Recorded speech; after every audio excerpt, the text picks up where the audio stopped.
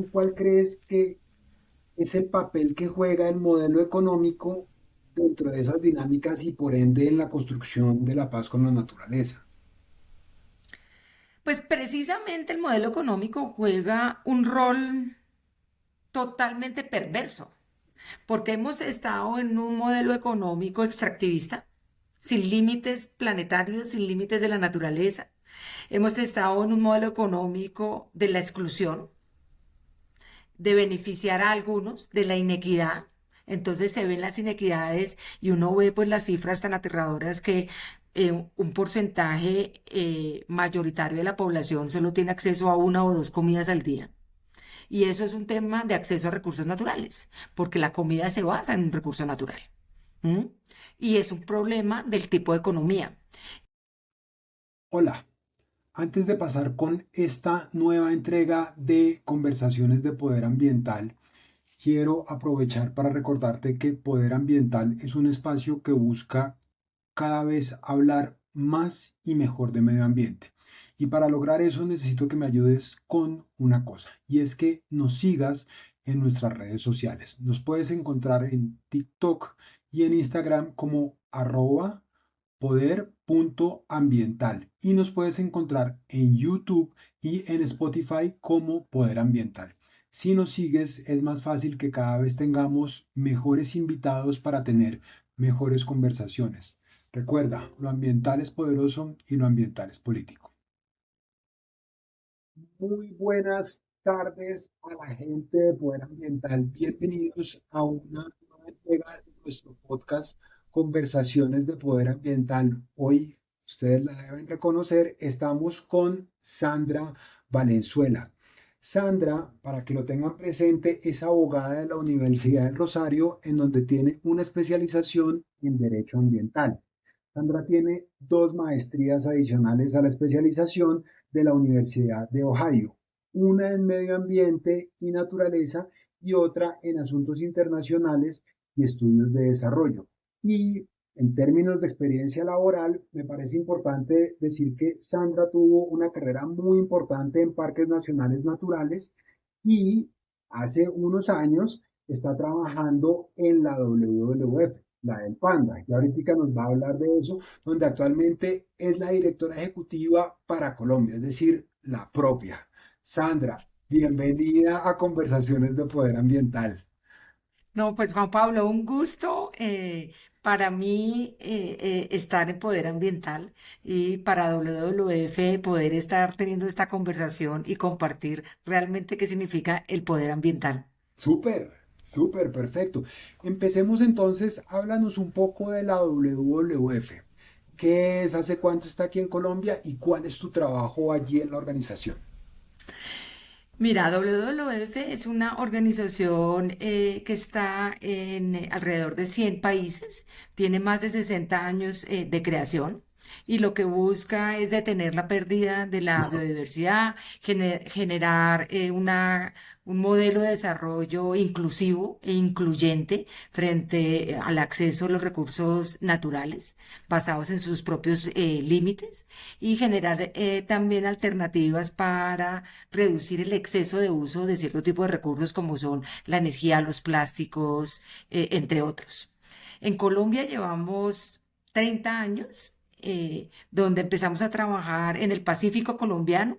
Hoy en día ya estamos trabajando en la zona amazónica, en la Orinoquia, en los llanos, en la zona andina y también en el corredor de la Sierra Nevada hasta la Ciénaga Grande de Santa Marta, hasta llegar a la zona de los manglares. Y aquí lo que buscamos en el país es buscar un modelo de desarrollo económico diferente, que sea socialmente incluyente, que se base realmente en los límites de nuestra biodiversidad, de nuestra naturaleza, buscar alternativas para ese modelo económico donde todos contribuyamos, desde el sector público, el sector privado, las organizaciones comunitarias, los jóvenes, la sociedad en general, los medios.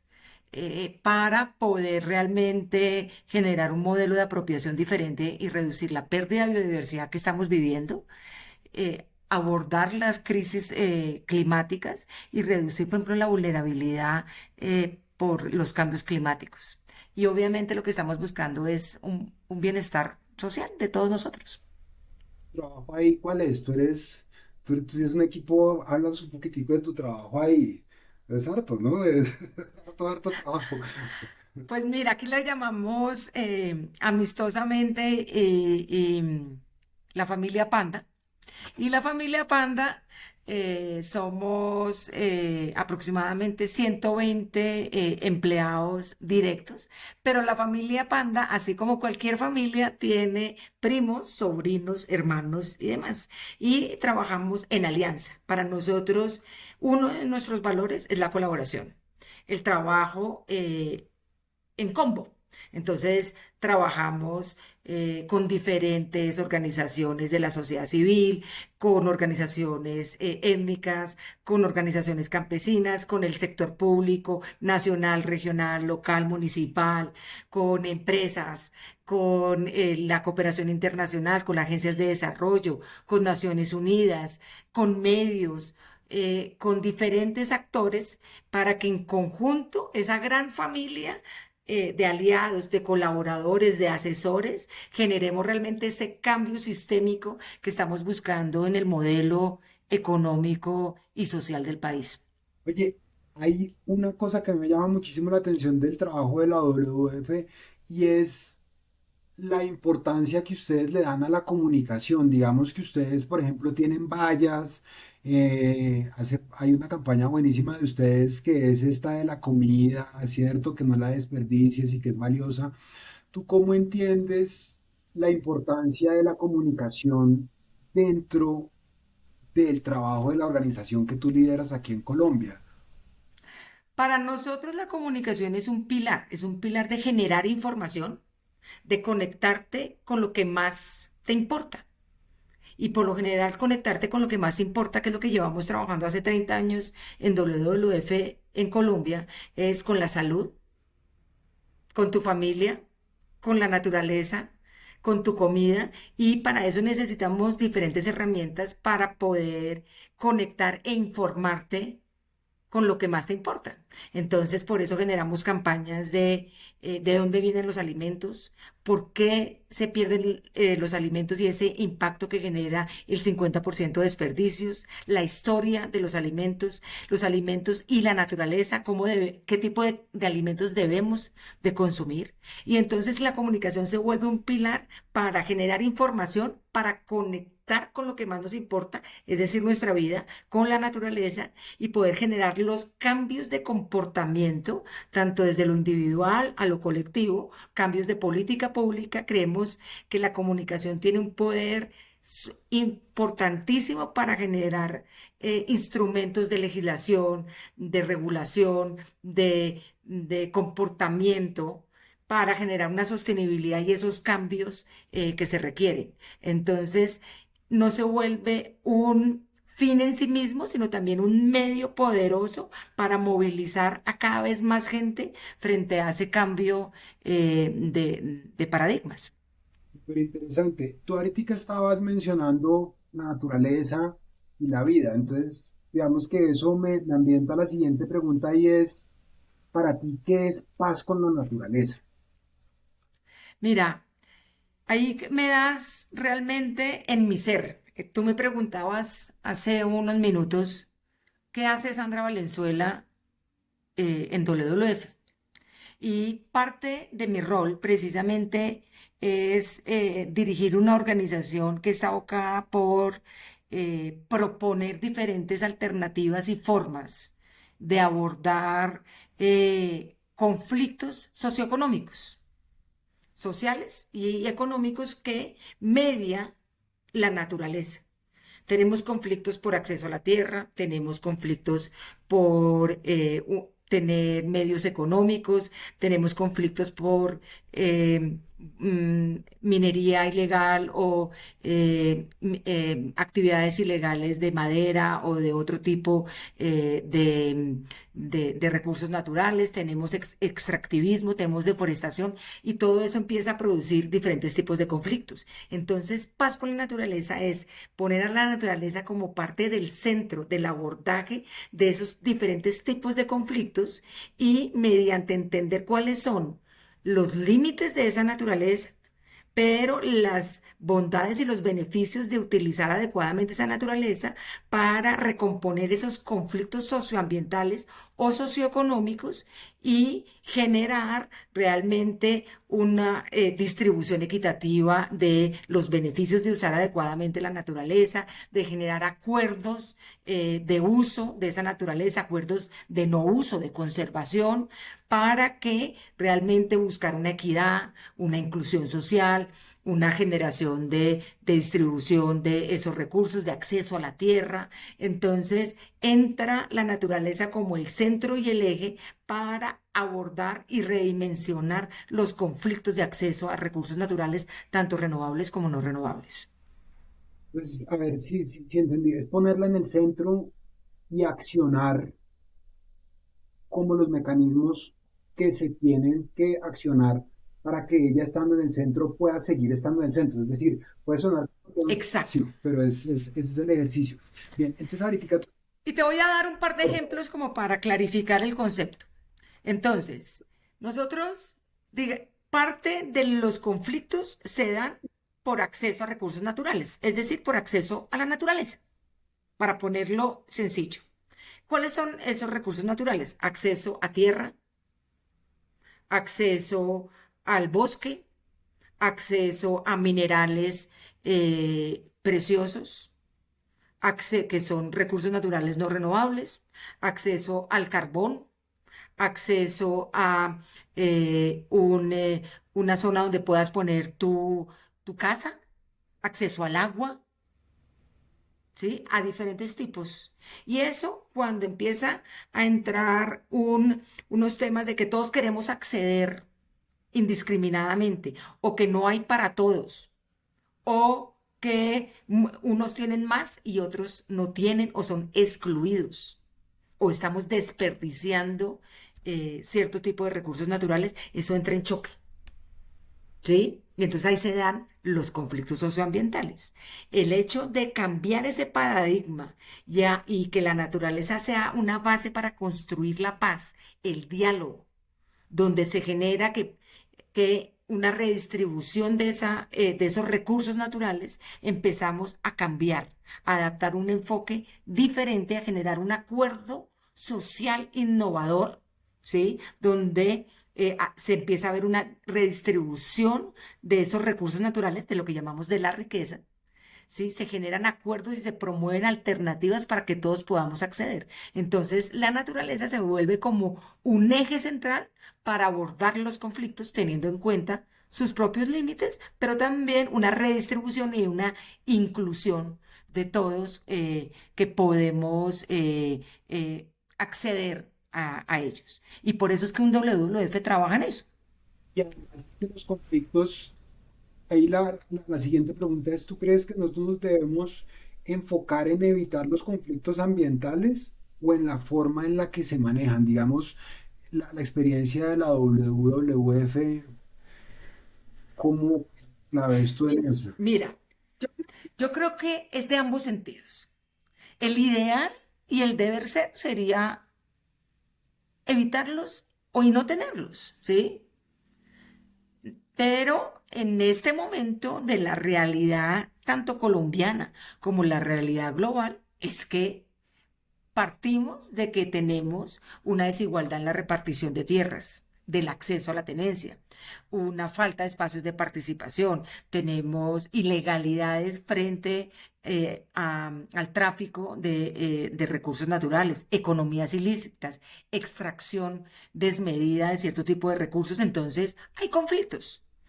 Y por eso es que WWF lleva 30 años en el país generando todo un proceso para manejar los conflictos, reducirlos, abordarlos o prevenirlos frente a unos acuerdos entre las diferentes partes que están interesadas o que tienen conflictos en interés por acceso a un determinado recurso o a varios, para, mediante todo un proceso de formación, de fortalecimiento de capacidades, lleguemos a acuerdos sociales, acuerdos de conservación, acuerdos de tipos de economías, acuerdos de uso, de no uso, de restauración, para, sobre ese diálogo y esa participación, resolver conflictos socioeconómicos. Oye, Y eso ha sido estos 30 años en los diferentes territorios con diferentes identidades basados en diferentes tipos de cultura, el accionar de WWF,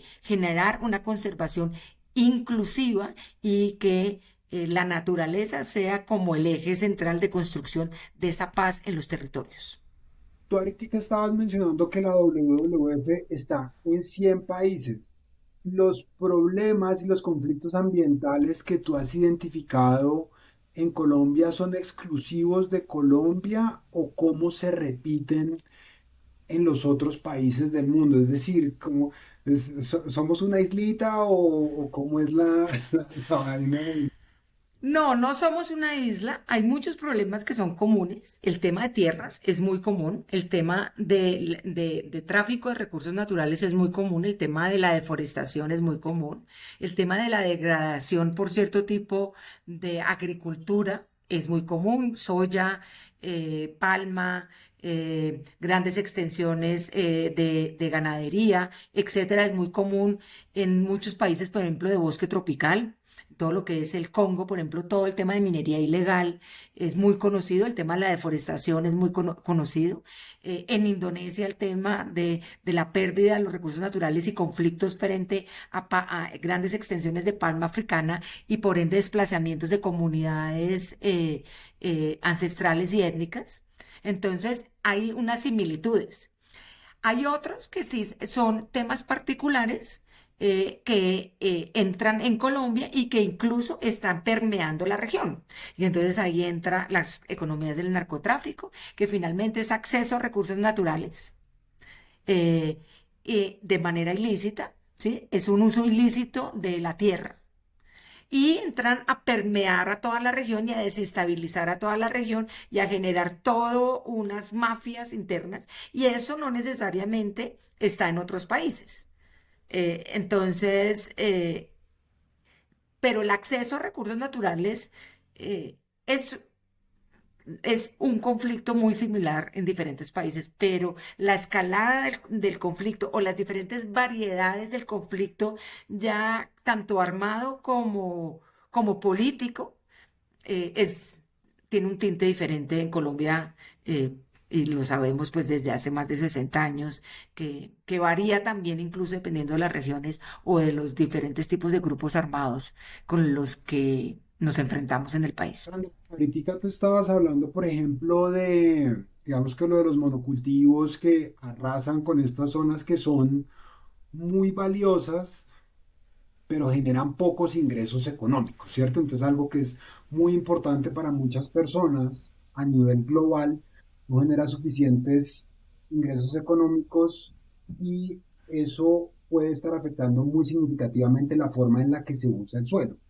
En esa línea, ¿tú cuál crees que es el papel que juega el modelo económico dentro de esas dinámicas y por ende en la construcción de la paz con la naturaleza? Pues precisamente el modelo económico juega un rol totalmente perverso, porque hemos estado en un modelo económico extractivista, sin límites planetarios, sin límites de la naturaleza. Hemos estado en un modelo económico de la exclusión, de beneficiar a algunos, de la inequidad. Entonces se ven las inequidades y uno ve pues las cifras tan aterradoras que un porcentaje mayoritario de la población solo tiene acceso a una o dos comidas al día. Y eso es un tema de acceso a recursos naturales, porque la comida se basa en un recurso natural. ¿Mm? Y es un problema del tipo de economía. Instrumentos económicos solo favorecen algunos tipos de economías y economías masivas. Entonces, por eso parte del llamado de la coalición global de paz con la naturaleza, de paz ambiental, de paz territorial, basa también en buscar un modelo innovador y un acuerdo social y un acuerdo económico diferente que busque abordar inequidades, que busque una distribución equitativa de beneficios, que busque un modelo económico basado en los límites de la naturaleza y basado en la naturaleza. Ese es el gran llamado, incluso ahorita en la COP16 y incluso en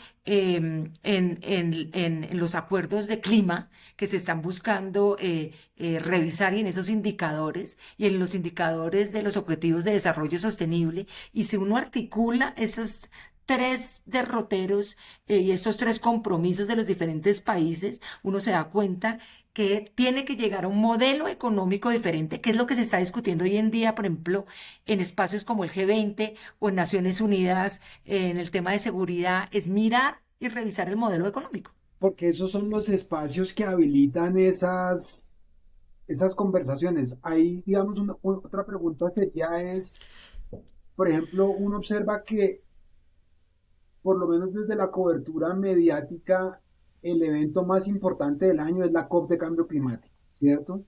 Y eso influye las agendas. ¿Qué hay que hacer para que la COP de biodiversidad este año pueda acercarse como al nivel de cobertura que pueda llegar a tener desde la comunicación y que pueda llegar a tener el impacto que necesitamos políticamente para habilitar esas decisiones? ¿Tú cómo lo ves? Pues precisamente es parte de lo que hemos trabajado en alianza tanto con medios como con otras organizaciones y con el mismo Ministerio de Ambiente, es entender qué significa esa biodiversidad. Y la biodiversidad es naturaleza y biodiversidad es vida.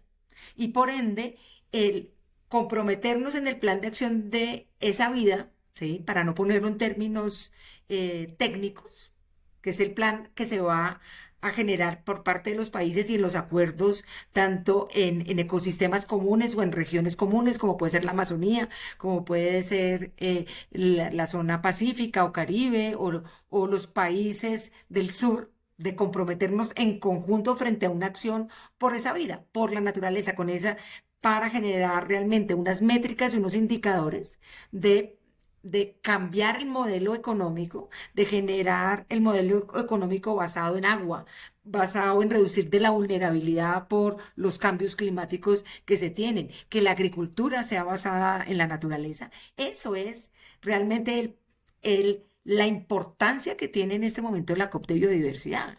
Es realmente volver al origen, volver a entender qué significa la vida, qué significa la naturaleza y cómo los diferentes actores de interés, ciudadanos, el sector financiero, el sector público, los diferentes sectores deben de comprometerse a generar realmente ese modelo económico incluyente con las voces de los diferentes actores públicos, privados, comunitarios, etcétera, para generar, para revertir esa pérdida de la naturaleza y por ende pérdida de la vida. Y creo que entonces ahí volvemos a la pregunta sobre el poder de la comunicación, es conectar con esto, conectar con que estamos en un momento muy importante, que si no revertimos esas tendencias de pérdida, vamos a perder incluso la vida o la estabilidad. Entonces tenemos que abordar el modelo económico diferente y mucho lo que se va a discutir en octubre es ese modelo económico y esos instrumentos económicos para poder revertir esa pérdida de la naturaleza y cómo al revertir la pérdida de la naturaleza vamos a abordar también temas climáticos y temas de bienestar social o de bienestar común que están en la tercera agenda de los objetivos de desarrollo sostenible. Entonces, ves como todo se va uniendo, partiendo de biodiversidad, partiendo de la naturaleza, partiendo de la vida, que es la esencia. Ahí. Oye, otra pregunta es, ¿tú ¿cómo crees que Colombia y el mundo puede reparar la naturaleza y a los territorios por los daños a los que ha sufrido, ¿no? Porque digamos que, sí, es decir, eso cómo se hace, ¿tú cómo la ves ahí? Mira, solo por el hecho de ser firmantes de lo que estábamos mencionando hace un minuto de las tres agendas, ya hay una obligatoriedad y una responsabilidad por parte del Estado. y del Estado colombiano o de los estados firmantes, tanto el convenio de biodiversidad, el convenio de certificación, el convenio de cambio climático, etcétera. Entonces ya hay una responsabilidad por parte del Estado. Y por eso muchas de las demandas de, eh, que ha favorecido la Corte a favor de los recursos naturales, ¿sí? Se están dando cada vez más. Protección de los ríos, protección del territorio como víctima del conflicto, y cada vez vemos que hay una responsabilidad por parte del Estado. Y por eso celebramos y WWF estuvo mucho en ese proceso de política pública de la adopción de la ley de pasivos ambientales, porque es una forma también de empezar a reparar los daños que ha sufrido el territorio, que ha sufrido los recursos naturales. Y adicionalmente viene también todo el ejercicio que hemos hecho para la adopción y la ratificación y la declaratoria de la constitucionalidad del Acuerdo de Escazú, donde es la protección misma de los defensores ambientales y la adopción de mecanismos, de instrumentos para la trazabilidad y la transparencia del comercio de los recursos naturales para que se dé esa justicia ambiental y esa justicia social. Entonces, y buscar mecanismos de reparación. Y mira que la JEP, ¿sí? Y volvemos al tema de paz con la naturaleza y toda esa articulación. La JEP, al declarar en Nariño, por ejemplo, y varios de resguardos indígenas como territorios víctimas del conflicto, no solo a la comunidad propiamente dicha que es víctima del conflicto, sino el territorio que está diciendo. El Estado tiene la obligatoriedad tanto de prevenir, manejar o disminuir los conflictos, y cuando eso sucede y se afecta el territorio, se afectan los recursos naturales y también la cultura que está intrínsecamente relacionada con el conflicto, tiene que entrar a reparar. Claro, pero esa reparación, ¿es claro cómo se hace o eso es una construcción que nosotros vamos haciendo en la medida en la que nos encontramos con eso? Es decir, es difícil, ¿no? Reparar la naturaleza y la relación que eso tiene. Es decir, ¿eso se construye mientras andamos o...? No, eso hay todo una legislación por parte y incluso hay unos convenios internacionales, pero también hay unos temas de ciencia. Entonces, por ejemplo, nosotros estamos en el atrato, que también en el atrato está la sentencia de protección del río Atrato y de las comunidades que dependen del río Atrato. Entonces, hemos estado en alianza con los institutos, con la academia, con las organizaciones comunitarias de buscar metodologías de la remediación de los daños que tiene el río Atrato frente a la contaminación por la minería ilegal o por la transformación.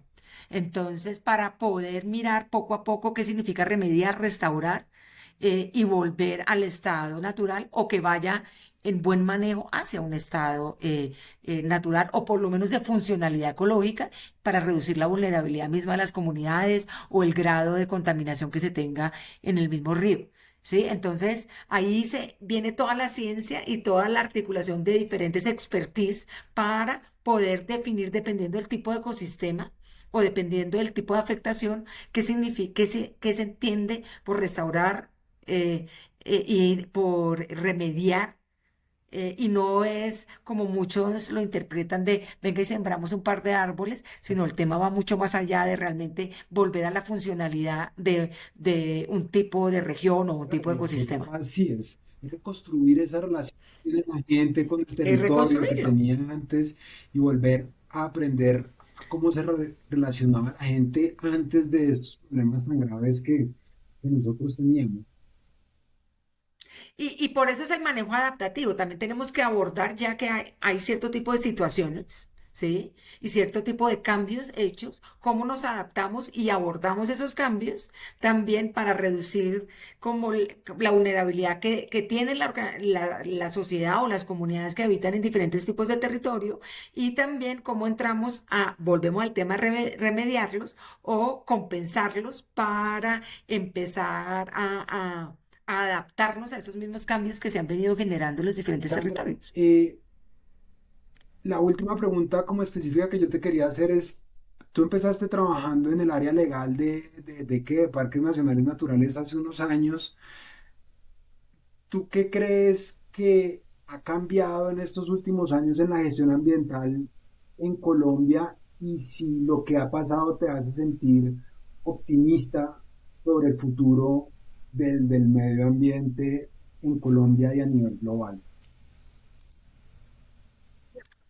Mira, esa pregunta me la hago todos los días. Eh, Juan Pablo, de verdad, me parece que desde el punto de vista, hay una mayor conciencia de muchos de los actores de interés. Hay conciencia en la ciudadanía, hay conciencia en muchos de los actores públicos, nacionales, regionales, globales. Hay conciencia en el sector privado. Y más allá de la conciencia también hay un cambio de la forma de operar en el sector privado, de la forma de apropiarnos de los recursos. Mira, ejemplos tan sencillos como el tema de los plásticos de un solo uso. Ya muchos de nosotros no usamos ni un pitillo, no llevamos una bendita bolsa que no, no vamos a reutilizar o reusar al supermercado. Hay un cambio de patrones, de paradigmas. Pero también, al haber una conciencia tal, no hay un cambio sistémico e integral para poder revertir esa pérdida. ¿Sí? Entonces, eh, por ejemplo, Ambiente o Ministerio de Ambiente no es el único responsable de generar esos cambios para revertir la deforestación, por ejemplo, en Amazonas. Necesitamos la confluencia de minas, de transporte, de Eso. educación, de agricultura, de defensa, de todos, frente a una gobernanza diferente y no cada uno por aparte. Eso lo veo todavía bastante, digamos, oportunidad de mejora, para ponerlo en términos positivos, ¿sí? Pero también hay otras fuerzas y otros aceleradores que están detrás y otras confluencias frente a booms económicos y otros temas que empiezan a generar otras dinámicas que uno no las tenía como en el radar y entonces, pues ahí como que vamos unos pasos adelante y a veces unos pasos para atrás. ¿Sí? Pero si uno exalta los cambios de comportamiento, los cambios de forma de operar de las empresas, los cambios de política pública hacia generar esa sostenibilidad, los instrumentos que están saliendo, los temas de reparación, la ciencia de que está generando una dinámica de cómo revertir la pérdida de ecosistemas o cómo limpiar aguas o cómo generar, empieza uno a decir, hay esperanza, hagámosle. Y por eso yo sigo acá en WWF generando estrategias, generando propuestas con los diferentes actores con los que nos relacionamos para que realmente generar ese cambio sistémico. A mí me genera optimismo que personas como tú estén trabajando en